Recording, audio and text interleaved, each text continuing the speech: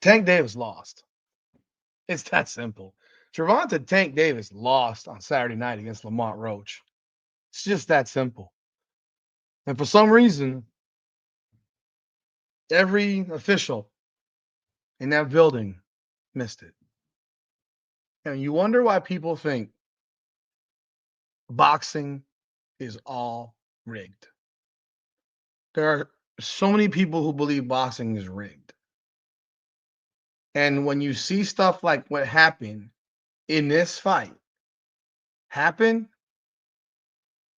what else can you say? Welcome back, everyone, to another edition of Combat Corner, powered by Come On Out the podcast. I'm your host, Rudy Rodriguez Chomont, aka Rudy the Hammer. Let's talk about this fight, man. Let's talk about this fight. But before I jump in, remember tomorrow night or Tuesday night, when you see this video, 9 p.m., members live, 10 p.m., everyone live. So let's go.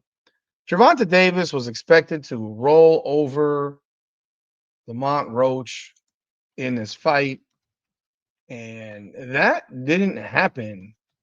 It didn't even come close to happening. And if it wasn't for a ninth round, I don't know what you call it, you'd be looking at Lamont Roach as the winner. Now, I don't remember. I'm going to look this up real fast because this would be one of the biggest upsets in boxing history had Lamont Roach gotten that W. I remember James Buster Douglas, and I saw that fight when it happened against Mike Tyson. And Buster Douglas was a 42-1 underdog. Now, I don't know what that means in minuses and pluses. I would think that means a minus 4,200 for Mike Tyson. Like you bet to bet $4,200 to win $100. But I don't. All I ever can find is the 42-1. And I remember the fight. I watched the fight. I remember it like it was yesterday. It was the most unbelievable thing you could ever imagine happening.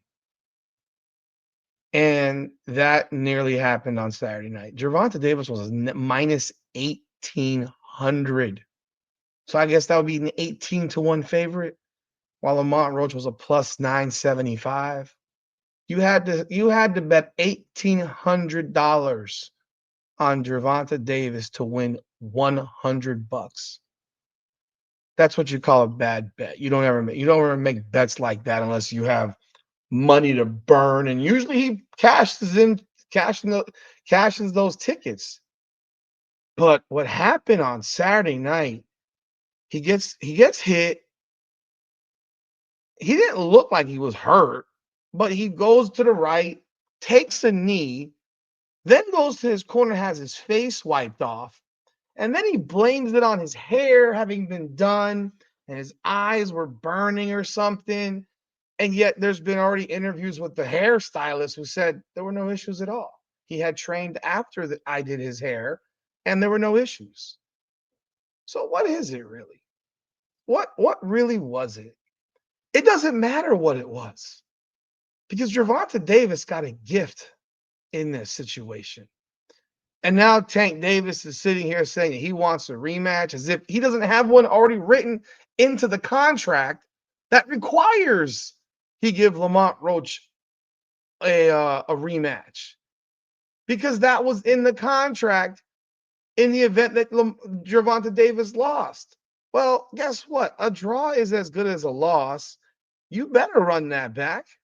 You better get back in the ring with that man who beat you, because that round 9, if it's ruled a 10-8, Lamont Roach wins the fight because it was a majority draw. He wins the fight based on the cards. Just a horrendous, horrendous thing to see. You feel bad if you're watching, you have to feel bad for a guy who got screwed. And this is why boxing to so many people is nothing but a big ass ripoff. It's a big rigged fucking circus. I mean, think about how many times Deontay Wilder cried about Tyson Fury's gloves. Think about when Miguel Cotto fought Antonio Margarito, and Margarito had plaster in his gloves. Like this is a sport of never-ending cheating. And I love boxing, but boxing can be hard to stomach. I'll never forget watching Triple G get absolutely screwed in his first fight against Canelo that he won 10 rounds in. He won 10 rounds in that fight. I thought he won the second fight too, rather clearly. Some people don't agree. I thought he won both of those first two fights, but the first fight wasn't even close. It wasn't even close. And you see something like this happen where initially the referee's counting and then stops counting, and then it's like what the hell happened? We don't know. They do have ringside people there who see this shit too. Like, what are we doing? What are we doing? This sounds to me like something that you would see where they're trying to ensure that this guy does not take an L because he's the cash cow in his weight class area. I mean, not more than Ryan Garcia is, because Ryan Garcia, I think, does better numbers and better money than Gervonta Davis does. But that was some bullshit. That was some straight up bullshit. And now there's a Twitter war going on with Davis and Roach and all that stuff. And Roach says the only reason we wouldn't have a rematch is if you're scared. Just say you're scared, homie. Just say you're scared, homie. That's all. I would hope that they don't wait 6 months for this. We're March 3rd. They need to do this fight by July. They need to do this fight again in July. By July. July, August at the latest. Like, I don't want to be waiting till September or October for a rematch. I want this fight by July or August at the latest. At the latest. It is a people swear by Gervonta Davis. They swear by him, you know, and this is this is the type of thing that kind of sucks away the invincibility of a fighter. Even though he didn't get the L, it's one of those things that sucks away invincibility in a fighter, potentially damaging himself mentally. You never know what's going to happen with a fighter. You never know when that moment happens. You never know. I don't understand how that wasn't called. I mean, if you look at some of these comments, Terrence Crawford, I've never seen someone take a knee and they don't call it a knockdown.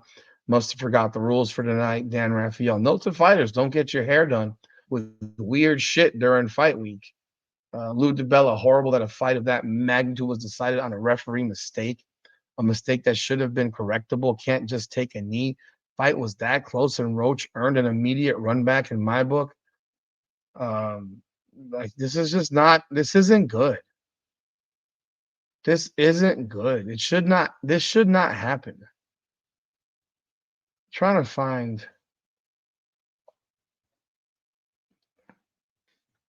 Here's a scorecard from this fight. If you look at it, Lamont Roach is up 3-1 on one card after four, but then he's down 3-1 on two cards after four.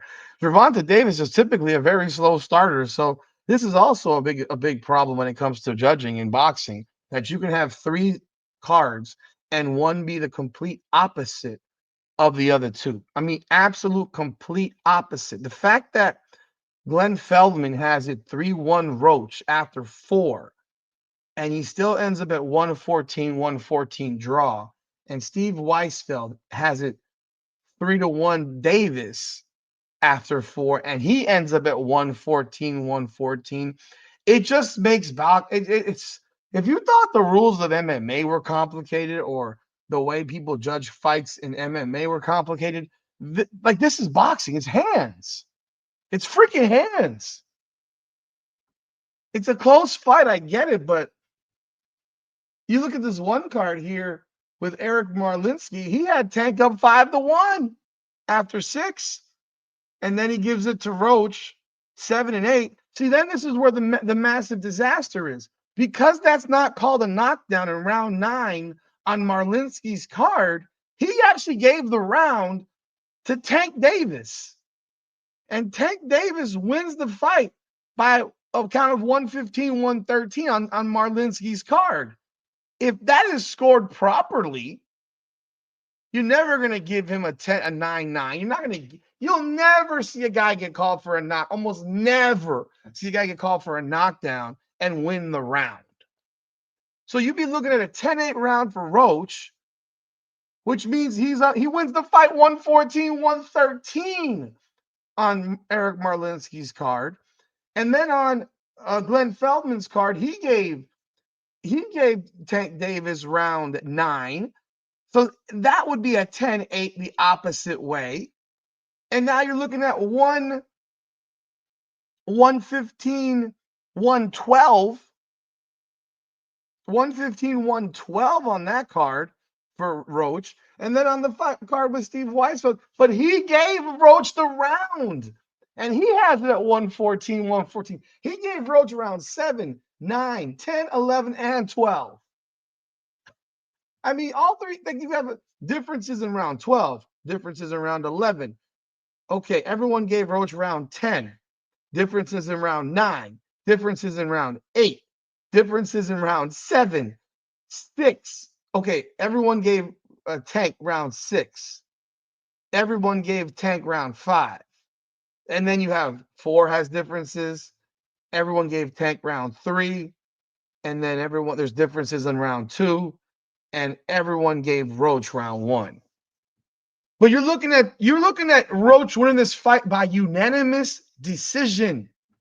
If this is properly officiated, he's going to win this fight at the very least 115-112, 114-113, and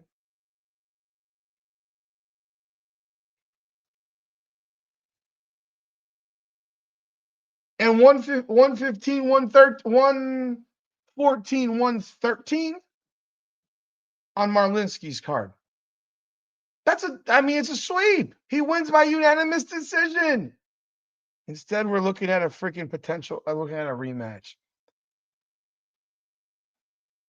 And you wonder why people think boxing is rigged. It is what it is. Let me know your thoughts in the comments. If you saw this fight, what did you think when you watched it? Now, I mean, you see the cards. Like, what's running through your mind? I'd love to hear your comments on this one, because this is just one of the most ridiculous things I've ever seen in my life. But leave a comment. I'd love to hear what you got to say. Like the video, subscribe, follow, ring that bell. This is Combat Corner. Come on now.